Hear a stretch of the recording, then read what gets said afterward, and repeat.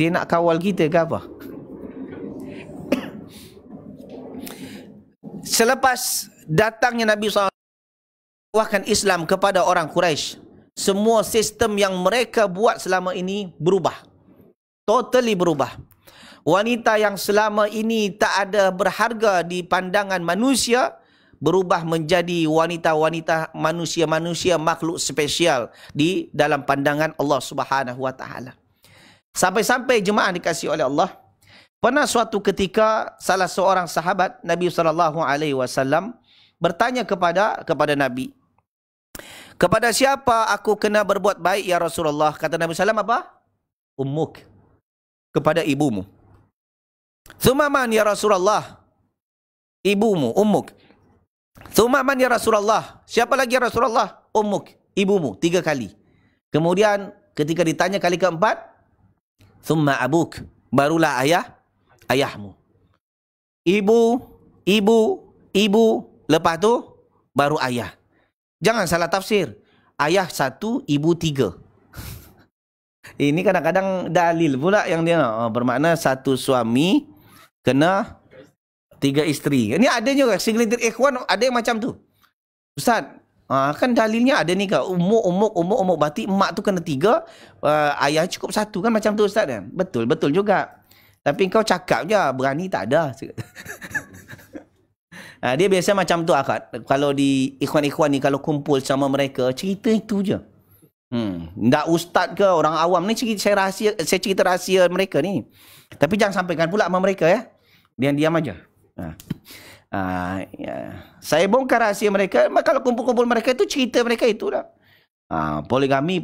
Berani tak ada pun. Okey. Jadi jemaah dikasihi oleh Allah, ummuk. Ibumu. Kenapa?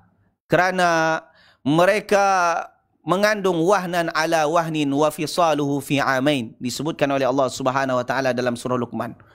Yang mana ibu ni ketika mengandung berat di atas berat, beban di atas beban. Emak-emak ni badannya tak besar.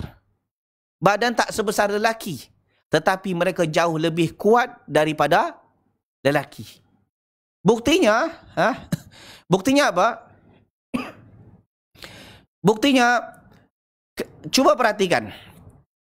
Ada lelaki-lelaki sado badannya besar. Cuba cabar dia beli tembikai. Tahu tembikai? Apa bahasa sini? Semangka. Tembikai itu, semangka tu beli yang lebih kurang 2 atau 3 kilo. Kemudian wrapping ke badan lelaki. Nanti jemaah cuba pada suami beli tembikai yang 2 kilo, 3 kilo. Lepas tu beli wrapping sekali. Abang, cuba. Di wrapping ke perut dia. Cuba dia tahan 1 hari. 1 hari 24 jam je. Saya rasa menangis suami tu. Kalau tak percaya, cubalah. Menangis suami tu. Beratnya. Dan itu ditanggung oleh wanita yang terkadang badannya kecil selama 9 bulan, 10 hari. Di sini orang Pekanbaru kalau mengandung 9 bulan 10 hari juga. Bukan 3 tahun kan? Masih 9 bulan 10 hari kan? Sama lah kita. Memang di tempat lain pun 9 bulan 10 hari juga. Jadi jemaah dikasihi oleh Allah Subhanahu Wa Taala. Ramai lelaki badannya besar, tapi takkan mampu rasa seperti ini. Dia takkan mampu bawa tembikai 2 kilo, 3 kilo, lepas tu wrapping ke badan dia. Dan ini yang dirasakan oleh wanita. Wahnan ala wahnin. Kemudian selepas berat di atas keberatan, wa fisaluhu fi amain. Mereka terpaksa menyusukan anaknya selama amain 2 tahun. Di saat para suami terlelap tidur, si ibu berkali-kali terjaga. Betul tak? Ibu yang selalu terjaga, jarang suami terjaga. Kebanyakan, walaupun ada tapi kebanyakan biasanya ibu jaga. Dalam 1 jam menangis si anak, bangun lagi. Menangis si anak, bangun lagi. Dalam 1 malam tu kadang-kadang sampai 5, kadang-kadang sampai 10 kali dia bangun. Untuk apa? Supaya anaknya boleh tidur dalam selesa. Sementara si ayah boleh terlelap tidur dari malam sampai ke subuh. Begitu beratnya pengorbanan seorang ibu sehingga Nabi SAW katakan apa? Ummuk, ummuk, ummuk. Ibumu, ibumu, ibumu. Lihat, wanita yang dahulunya tak dipandang, ternyata di zaman Nabi SAW sangat-sangat dipandang. Bahkan ada salah seorang tabi'in, walaupun sebenarnya dia hidup di zaman Nabi SAW, cuma tak jumpa Nabi. Sebab orang kalau tak jumpa dengan Nabi, walaupun beriman, maka dia bukan dikira sahabat. Dia masuk dalam kategori tabi'in. Ada salah seorang tabi'in, dia tak jumpa dengan Nabi SAW walaupun dia hidup di zaman Nabi. Kerana ketika dia nak jumpa Nabi, Nabi dah meninggal. Siapa dia? Seorang anak yang berbakti kepada emaknya. Yang berbakti kepada emaknya, yang mampu dukung emaknya daripada Yaman sampai ke Mekah. Beratus-ratus kilo dia dukung anak, beratus-ratus kilo dia dukung anak, dukung emaknya daripada Yaman ke Mekah, dan itu pun berpatah balik lagi. Subhanallah. Yang akhirnya apa? Dahsyatnya dia, Nabi SAW pesan kepada Umar bin Khattab, wahai Umar, kalau engkau jumpa orang tersebut, mintalah doa kepada Allah, mintalah kepadanya untuk mendoakan engkau. Orang tersebut yang kita kenal dengan Uwais Al-Qarni, daripada Al-Qarn. Jadi Uwais Al-Qarni, seorang anak yang berbakti kepada emaknya. Padahal kalau di zaman dahulu, kalau di zaman jahiliah, emak ni kan tak berharga, patutnya campakkan aja, tambah lagi emak tu dah tua kan, alah buang je lah. Tapi nyata tak, dia berbakti kepada emaknya, dan baktinya, jadi bukan hanya ibu tu saja yang dimuliakan oleh Allah, termasuk anaknya yang berbakti kepada ibu tersebut dimuliakan oleh Allah Subhanahu Wa Taala, sehingga kalau dia berdoa tak ada satu pun doanya yang ditolak oleh Allah. Luar biasa. Kemudian jemaah dikasihi oleh Allah, dan yang lebih dahsyatnya lagi, di mana di dalam Al-Quran yang terdapat 114 surah, ada satu surah yang Allah kekalkan namanya sampai hari kiamat, iaitu surah An-Nisa, surah para wanita. Tak ada surah Ar-Rijal dalam Al-Quran. Tak ada surah lelaki. Cuba perhatikan dari Al-Fatihah, Al-Baqarah, Ali Imran, An-Nisa, Al-Ma'idah, A'raf, terus sampai ke bawah sampai An-Nas. Takkan kita jumpai mana-mana surah yang namanya surah Ar-Rijal. Tak ada. Yang hanya ada surah An-Nisa. Dan itu permanen, disebutkan menjadi nama surah dalam Al-Quran itu sampai hari kiamat. Tak tahu berapa tahun lagi hari kiamat, berapa ribu tahun hari kiamat, itu permanen surah An-Nisa, tak boleh ditukar dengan nama-nama yang lain. Ini kemuliaan dari Allah Subhanahu Wa Taala. Wanita yang dahulunya tak dipandang, akhirnya dipandang oleh Allah Subhanahu Wa Taala, ditinggikan derajatnya oleh Allah. Dan dahulu di zaman jahiliah, wanita tak mendapat harta pusaka. Mereka tak dapat harta pusaka. Yang dapat harta pusaka hanya lelaki saja. Tetapi di zaman Nabi Muhammad SAW, perempuan mendapat harta pusaka. Lidzakari mithlu hadzil unthayain. Bagi lelaki itu mendapat 2 bahagian. Bagi lelaki dapat 2 bahagian perempuan. Maksudnya kalau seandainya lelaki perempuan separuh, lelaki full. Gitu ceritanya. Hantar je ke depan. Tak payah baca. Ada surat cinta dari mak-mak. Jadi jemaah dikasihi oleh Allah Subhanahu Wa Taala, ketika Islam memuliakan para wanita, namun kita hidup di zaman sekarang yang wanita menjatuhkan muruah mereka sendiri. Mereka menjatuhkan muruah sendiri. Mereka rasa ini adalah suatu perkara yang cantik, tapi padahal itu adalah suatu perkara yang menjatuhkan muruah mereka sendiri. Di antaranya apa? Di antaranya segelintir para wanita zaman sekarang, dia buat konten-konten yang menjatuhkan muruah dia sendiri, dan juga termasuk emak-emak yang dah expired. Emak-emak dah expired, dah bau tanah. Maaf macam bau tanah. Ya Allah, tak ada rasa malu, terkinja-kinja di depan kamera, lepas tu di-upload di TikTok. Terkinja-kinja. Dah macam ni Masih lagi, ya Allah. Pak, kan ada bau-bau tanah tu. Masih lagi. Sebab apa? Sebab nak buat konten konon.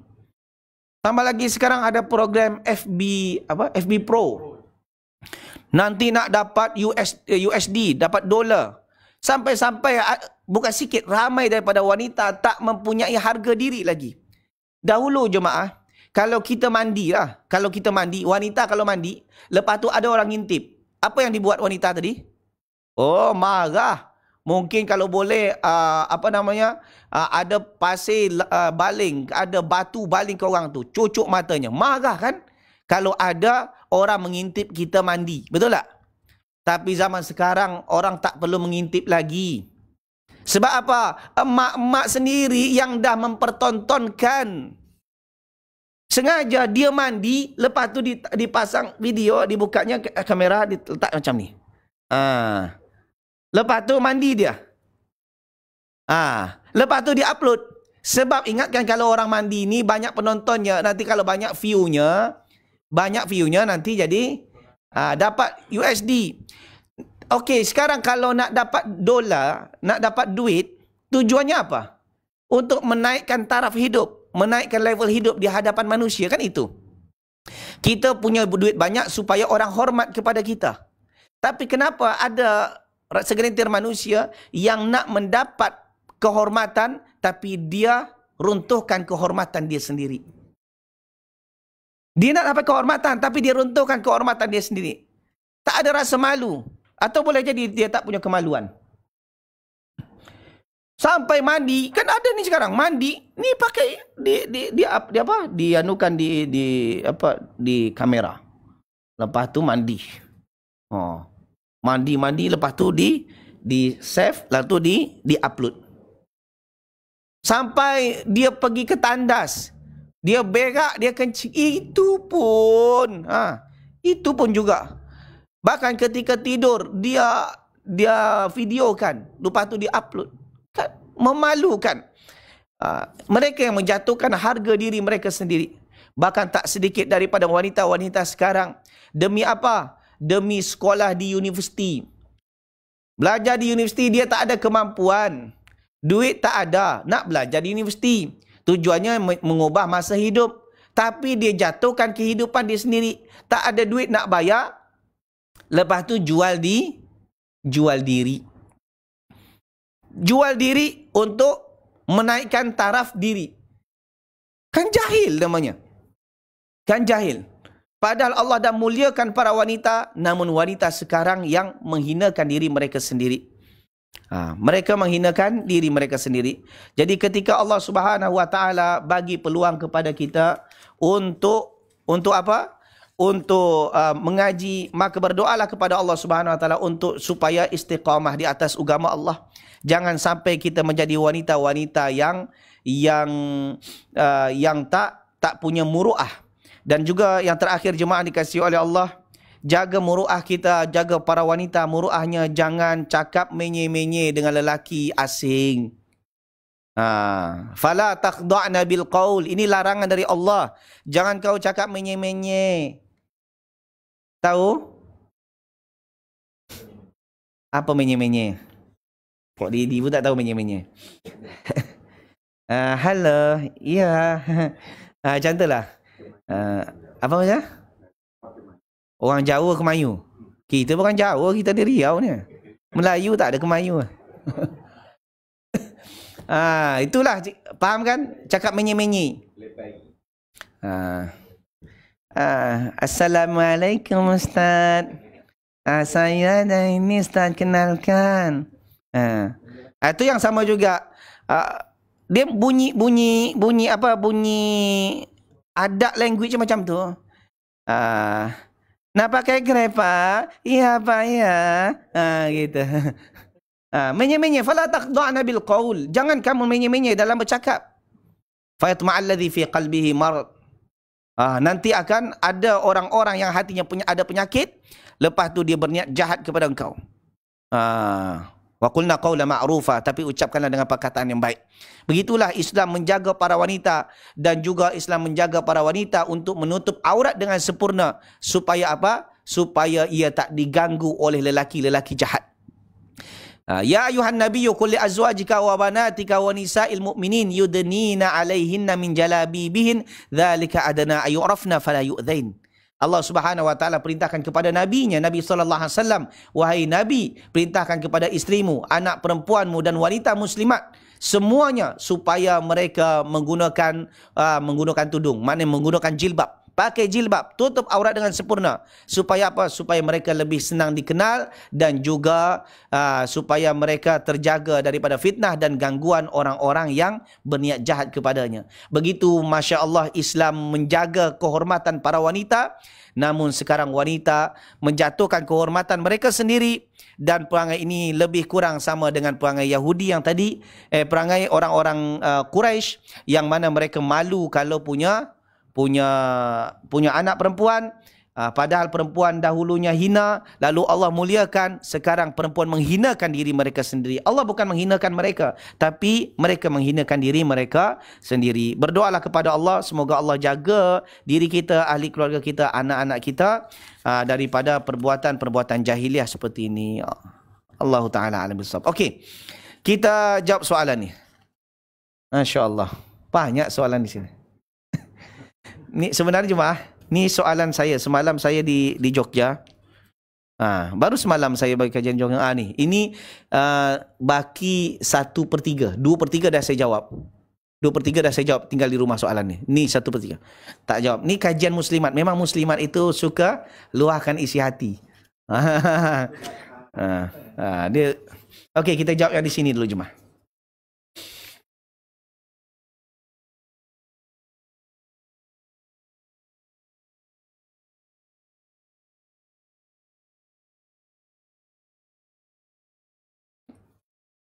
Assalamualaikum Ustaz. Waalaikumsalam warahmatullahi. Mana yang lebih baik Ustaz? Saya baca Al-Quran tiap habis solat fardu 1 juzuk tanpa artinya daripada setengah juzuk dengan artinya. Terima kasih Pak Ustaz. Bagus setengah juzuk dengan arti sekali. Walaupun kita tak tahu makna secara tafsir, tapi sekurang-kurangnya dengan artinya kita tahu secara am, secara umum. Begitu. Kerana tujuan baca Quran bukan hanya sekadar kita baca, tapi boleh kita faham dan boleh kita amalkan. Kalau hanya sekadar baca, lalu apa yang kita baca kita langgar, kita bimbang, kita membaca, lalu Al-Quran pun melaknat kita. Allah Ta'ala alam bisawab.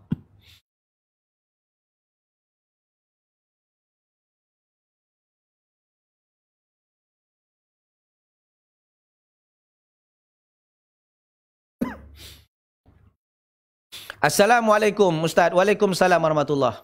Apakah memang ada ulama yang membolehkan kita safar tanpa mahram Ustaz? Kalau ditanya adakah perkataan ulama, mestilah ada. Tapi ulama yang mana? Ulama yang mana? Ada ulama ulama yang jahat, yang dia menjawab sesuatu untuk senangkan hati masyarakat, hati jemaahnya, sehingga dia menyembunyikan kebenaran, dan perangai ini lebih sebiji seperti orang Yahudi. Mereka tahu kebenaran, wa inna fariqam minhum la yaktumunal haqqa wa hum ya'lamun. Mereka sembunyikan kebenaran tersebut. Kerana apa? Kerana ada kepentingan-kepentingan tertentu. Kalau ada tak boleh wanita ulama yang membolehkan? Mestilah ada. Kalau tanya membolehkan, cuma Nabi SAW melarang. Kata Nabi SAW, la yahilu limra'atin antusafira masirata yaumin wa lailah illa ma'adhi mahramin 'alaiha. Tidak dihalalkan, maknanya haram bagi wanita bersafar yang jaraknya sehari semalam, maknanya safar yang jauh kemudian tanpa ditemani oleh mahram. Tapi kalau hanya pergi ke pasar tu di belakang rumah aja, itu tak ada masalah. Itu bukan safar, itu pergi ke kedai. Kena faham mana safar dan mana pergi ke kedai. Okey? Allah Ta'ala alam.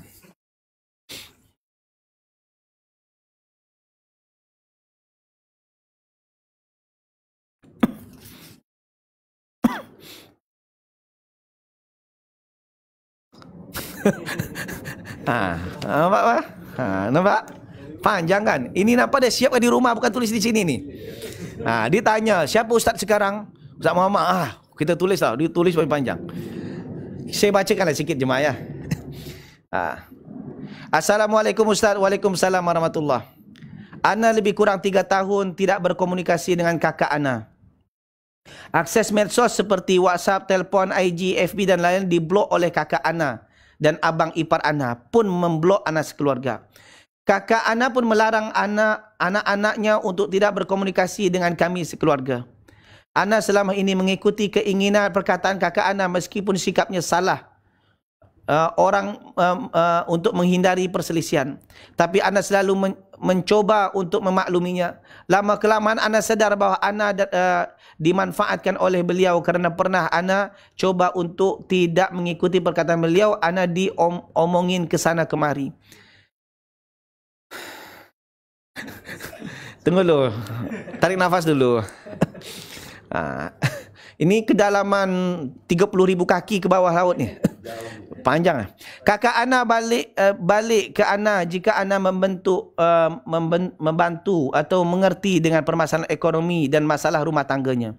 Di saat Ana memberikan masukan ke beliau agar stop untuk menceritakan Ana, ayah Ana, abang Ana dan stop untuk berbohong, beliau mengelak bahawa beliau tidak seperti itu dan malah mendiamkan Ana sampai sekarang. Ana sudah coba untuk memulai berkomunikasi dengan kakak Ana melalui nomor baru, tapi kakak Ana tetap tidak merespon Ana. Dah, section kedua, section ketiga terakhir. Bagaimana sikap Ana Ustaz menghadapi kakak Ana yang mau difahami tapi tidak memahami adiknya? Ana capek dengan sikap saudara Ana seperti ini Ustaz, yang di saat butuh ingat Ana dan kalau tidak Ana dilupakan. Apa solusinya Ustaz? Oh, nyata itu nyata. Berat masalahnya ni, Mah.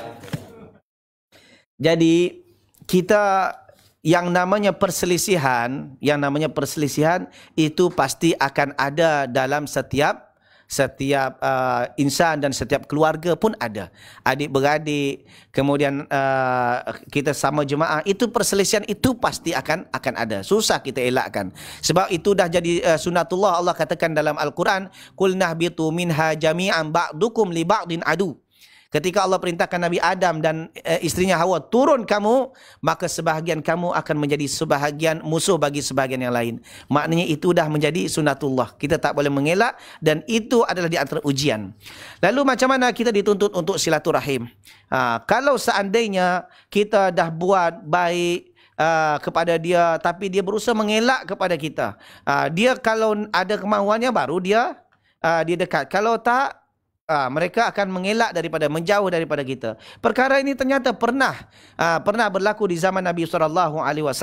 Maka Nabi SAW menjawab apa? Kalau yang betul kau sampaikan seperti tadi, maka engkau tetap mendapat rahmat dari Allah dan ia masuk ke dalam kebinasaan. So tak perlu ambil hati sangat. Kalau seandainya dia buat macam tu, so hidup je seperti biasa. Maksudnya jangan terlalu ambil hati apa yang dibuat oleh kakak. Kalau dia nak dengan kita, alhamdulillah. Kalau tak nak, mungkin ada saudara lain yang boleh rapat dengan kita. Okey, itu sajalah. Allah Taala alam bissawab. Ini nampaknya soalan memang dah disiapkan di rumah. Panjang-panjang semuanya. Betul-betul. Disiapkan di rumah ni, confirm. Mungkin disiap-siapkan bila Ustaz mau datang. Ni kita siapkan lagi.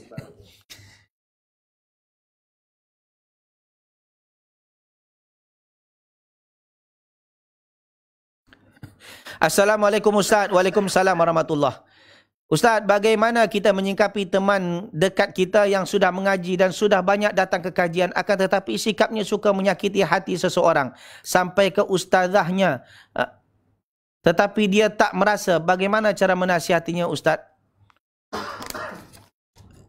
Kita ni ketika melihat ada orang yang salah, maka kita menasihati dia dengan cara kemampuan kita. Boleh jadi falyughayyirhu biyadi, kita boleh buat tindakan kalau kita ada kemampuan. Kalau tak fabilisani, dengan lisan. Kalau tak, dengan hati. Maksudnya kita bantah tentang perbuatan dia, kita tak benarkan perbuatan dia. Dan untuk menasihati dia, kadang kawan dekat ni susah. Nanti boleh jadi bergaduh. So macam mana? Pinjam mulut orang lain yang mana orang itu disegani oleh kawan kita. Biar mereka yang menasihati kawan kita. Jangan direct. Sebab kalau kita direct, takut-takut lepas tu takkan bercakap sampai 3 kali raya. Gitu. Okey, Allah Taala alam bissawab.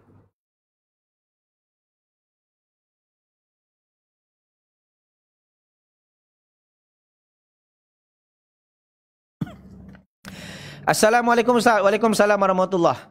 Ustaz ingin bertanya, sila. Apa maksud masa iddah 4 bulan 10 hari? Masa iddah tu masa penungguan, masa seorang, bahasa sini masa berkabung lah kalau tak silap orang bahasa sini. Masa seorang wanita tak boleh keluar rumah, tak boleh berhias, bagi wanita yang dah ditinggalkan tinggal mati oleh suaminya selama 4 ashhuri wa ashra, 4 bulan 10 hari. Jadi apakah isteri tidak boleh keluar rumah, Ustaz? Ia tak boleh keluar rumah. Jika tidak ada yang cari nafkah di rumah, bagaimana Ustaz? Isteri harus bekerja? Ini soalan ni, jawabannya Zuhur ini akan diupload insya-Allah. Sila follow, like and share nanti videonya. Nanti ada. Dan memang dah disiapkan, tapi soalan ni tempat lain. Soalannya di tempat lain, lepas tu dah saya jawab. Soalan tu dah tempat lain, dah saya jawab dan dah dipotong dan insya-Allah akan diupload nanti sekejar setengah jam lagi. Nanti tengok dia ni ya. Itulah.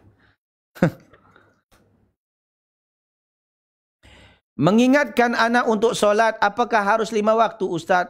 Kerana kadang-kadang anak lupa, anak kuliah di daerah yang berbeza. Dan ada juga anak yang sedang bekerja di luar. Okey.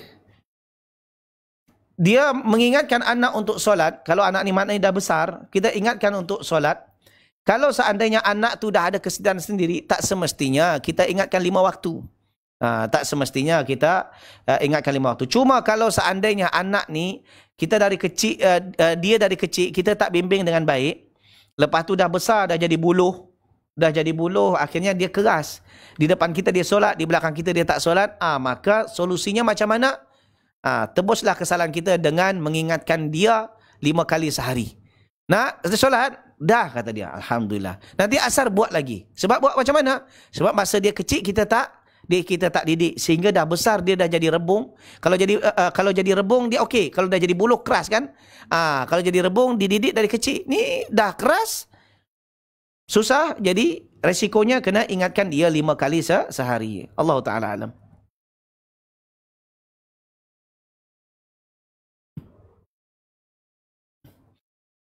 Ustaz, apakah mayat perempuan harus diangkat tandunya oleh mahramnya? Kalau ada mahramnya, lagi baik. Kalau tak ada mahramnya, takkan mungkin kita suruh dia jalan seorang ke kuburan. Terpaksa siapa yang kita suruh? Ya, pengurus jenazah lah. Pengurus jenazah. Kalau ada ahli keluarganya, ada adik-beradiknya, it's okay, itu yang terbaik. Karena memang ketika ada seorang meninggal, yang terbaik adalah ahli keluarganya yang uruskan. Itu yang terbaik. Termasuk juga anaknya untuk menyolatkan kedua ibu bapanya. Itu tanda mak bapak yang berjaya. Dia dapat mendidik anaknya sehingga anak ketika dia meninggal, anaknya mampu menjadi imam dalam mensolati dia, solat jenazah dia. Gitu. Cuma kalau dia tak ada, kita tak punya keluarga, mungkin adalah ahli keluarga, mahramnya, tapi tak boleh atau tak nak. Takkan kita suruh pula mayat tu pergi, kita tak mahram, kau pergi ke sana sendiri ya. Masuk sendiri, nanti masuk benam sendiri, nanti kita orang tolong dari atas. Takkan macam tu pula. Okey, Allah Ta'ala alam.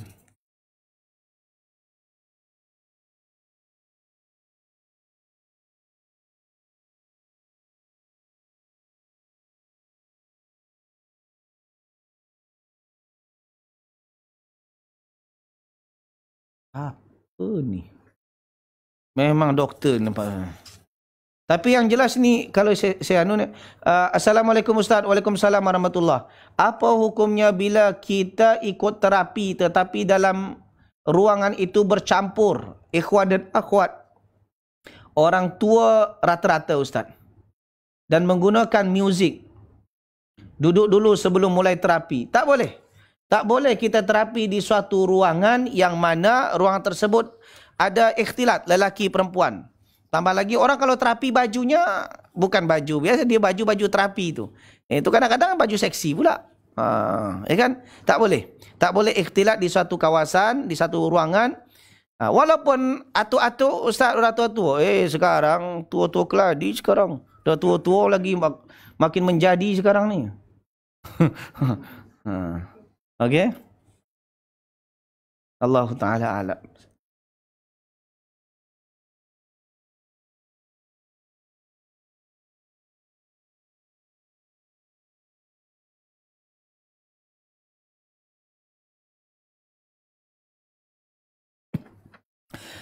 Assalamualaikum Ustaz. Waalaikumsalam warahmatullahi. Saya mau minta tolong bantuan Ustaz. Ah, Begini Ustaz, anak saya menderita sakit jiwa. Innalillahi wa inna ilaihi raji'un. Dia rutin minum obat tetapi kondisinya sering tidak stabil. Mungkin kerana dia tidak ada kegiatan di rumah. Kerjanya hanya makan, tidur dan merokok. Merokok ni susah saya cerita. Saya ingin memasukkan anak saya itu ke pondok rehabilitasi di Jawa. Adakah Ustaz punya informasi pondok rehab yang sunnah di Jawa? Atau mungkin ibu-ibu peserta kajian ada yang tahu? Saya mohon bantuannya ya Ustaz. Ini nomor handphone saya. Titik. Ni. Nanti kalau ada yang punya info, tolong kabarkan kepada kita. Kita bagi tahu pada dia. Okey?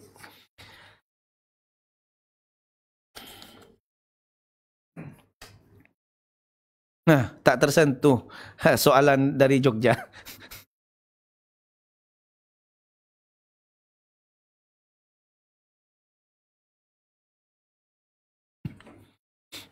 Assalamualaikum Ustaz. Waalaikumsalam warahmatullahi. Ustaz, apakah boleh kita membuat acara syukuran di rumah dalam rangka ada salah seorang anak kita khitanan? Sunat Ustaz. Mohon pencerahannya. Syukuran tak ada masalah. Cuma buat ritual-ritual itu yang jadi masalah. Kita datang, saya dapat rezeki hari ini, atau keluarga saya, anak saya sunat. Ini sunat keberapa ni? Kedua ke tiga? Dia sunatan kan, lepas tu jemput makan ke rumah, tak ada masalah. Yang tak boleh itu nanti ada ritual-ritual tertentu. Amalan ini, baca ini, kemudian mengharapkan pahala barang siapa yang baca sekian, nanti dapat pahala sekian. Ini yang perlu ada dalil. Tapi kalau nak jemput ya sebab syukuran, alhamdulillah berjaya anak saya diberikan kelancaran dalam berkhitan, tak ada masalah, jemput dia orang. Okey? Allah Ta'ala alam bisawab.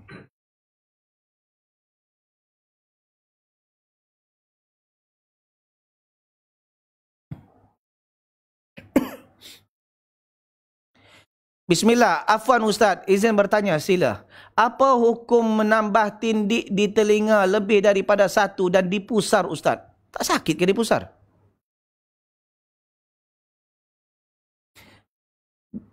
Tindik, dia menambah tindik di sini, tujuannya apa? Tujuannya kalau untuk kecantikan di hadapan suami, no problem. Tapi kalau tujuannya untuk nanti ditengokkan di depan lelaki yang bukan mahram, bermakna ini haram. Tapi kalau ditindik di pusat, susah saya nak bayangkan. Susah saya nak bayangkan. Susah saya nak bayangkan. Jadi tindiknya di tempat-tempat yang okeylah sikit. Setahu saya pusar ni sensitif. Pusar ni sensitif. Cuba tanya dengan doktor dulu. Tindik di pusar ni ada pengaruh tak untuk kesihatan kita? Perlu tanya dulu dengan doktor. Takut-takut ada pengaruh dengan kesihatan kita nantinya. Tapi kalau telinga tak. Tapi kalau ditindik, kan kita kan pakai tudung. Nanti depan suami, supaya nampak lebih cantik. Dia ada tindik sini, ada rendo-rendo sini tau. Manalah tahu. Emas mana tahu, emas ini ada 1 kilo. Si suami suka dengan seperti itu, okey, tak ada masalah. Okey, Allah Ta'ala alam.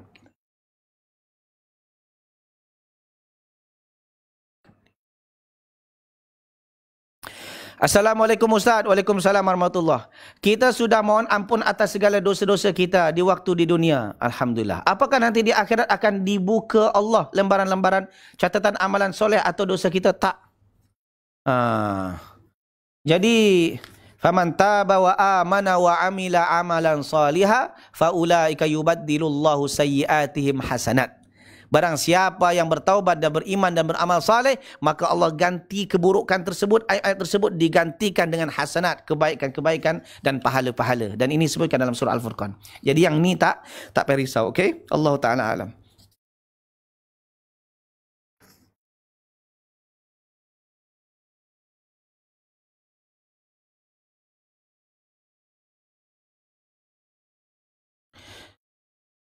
Assalamualaikum Ustaz. Waalaikumsalam warahmatullahi. Bagaimana hukum seorang wanita pergi majlis taklim menggunakan gokar?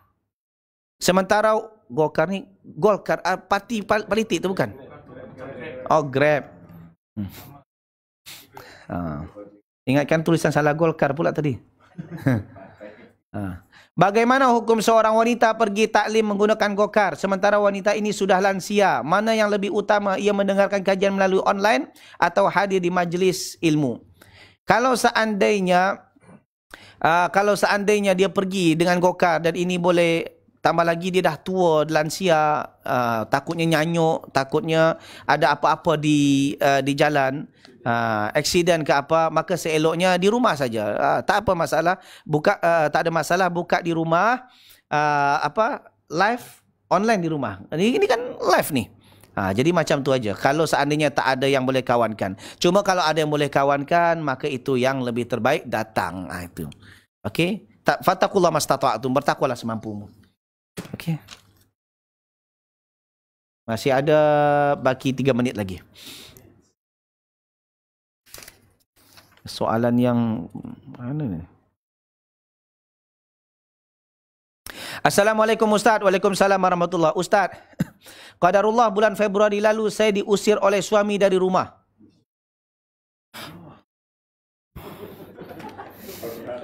Ini berat nampaknya ni. Ustaz, qadarullah bulan Februari lalu saya diusir oleh suami dari rumah. Saya bertanya kepada suami, apakah itu adalah talak satu untuk saya? Suami menjawab, iya. Saya sudah berjuang untuk rujuk dan juga solat istikharah. Suami pun mengajukan permohonan cerai ke pengadilan agama pada Agustus lalu. Berarti dah 3 bulan yang lalu. Dengan proses panjang, majlis hakim mengabulkan cerai ini. Setelah menunggu untuk pembacaan ikrar talak satu di depan majlis hakim.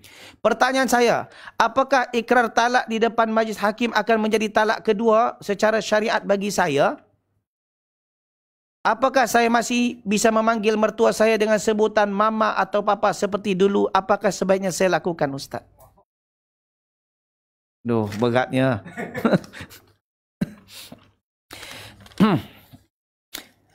Sebenarnya ketika kita menyebutkan talak satu, aku ceraikan kau dengan talak satu, ini jatuh talak. Kemudian ketika kita ucapkan cerai lagi di tempat yang lain, maka ini dikira talak dua. Maka hati-hati dalam ucapan talak ni. Dan kemudian apakah saya masih boleh memanggil mertua saya dengan sebutan mama, papa? Kalau nak sebut tu tak ada masalah pun. Cuma masalahnya dia nak ke tak nak tu je. Kadang-kadang dia tahu dia ini bukan menantu dia lagi. Dia tak suka dipanggil mama apa. Tak payahlah panggil mama apa lagi. Gitu. Tapi kalau dia masih suka disebut mama apa, tak ada masalah, hanya sekadar panggilan. Okey? Allahu taala alam bissawab.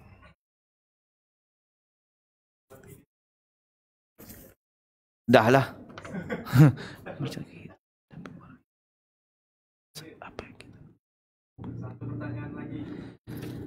Satu pertanyaan tapi lebih susah nampak. Semuanya dia meluahkan isi hati, panjang soalannya. Dah ya? Dah habis masa dah ni. Time-nya dah habis. Ada soal-soal sikit nanti malam lah saya cuba. Nanti malam ada di markas. Itu di markas insya-Allah. Soalan di MM channel, mohon maaf ya, nanti di markas kita jawab. Okey? Ini soalan di Jogja, sepertiga soalan Jogja belum saya jawab lagi. Tambah lagi soalan di sini. Ini untuk jemaah tadi ya, yang ada informasi tadi apa kata? Informasi pondok rehabilitasi yang sunnah. Kalau mungkin jemaah ada informasi, boleh ada? Ada ni. Ada ke Abu Ja'far. Boleh kepada Abu Ja'far, nanti hubungi dia tahu. Okey? Dia tahu. Pondok rehabilitasi yang sunnah. Di sini ada ya? Di Sidomulyo ada. Tak payah ke jauh-jauh sangat. Okey, tanya dengan Abu Ja'far insya-Allah. Minta nombor dia, ni ada nombor dia. Okey. Jemaah dikasihi oleh Allah, itu saja yang boleh saya kongsikan pada pagi ini. Yang betul datang daripada Allah, silap salah berpunca daripada kebodohan dan kejahilan saya sendiri. Kepada pengurus saya ucapkan jazakumullah khairul jaza yang sudi menjemput saya untuk duduk di sini. Mudah-mudahan tak bosan dengan Ustaz Upin ni. Dan lepas tu saya ucapkan jazakumullah khairul jaza kepada semua jemaah yang sudi mendengar kajian ini sampai habis. Dan saya ucapkan juga jazakumullah khairul jaza kepada para yang si penanya. Ini masya-Allah, mungkin dengan dia yang bertanya tapi orang yang juga mendapat ilmu daripada soalan yang ditanyakan. Okey, itu sajalah. Subhanakallah bihamdik asyhadu an la ilaha illa anta astaghfiruka wa atubu ilaik. Assalamualaikum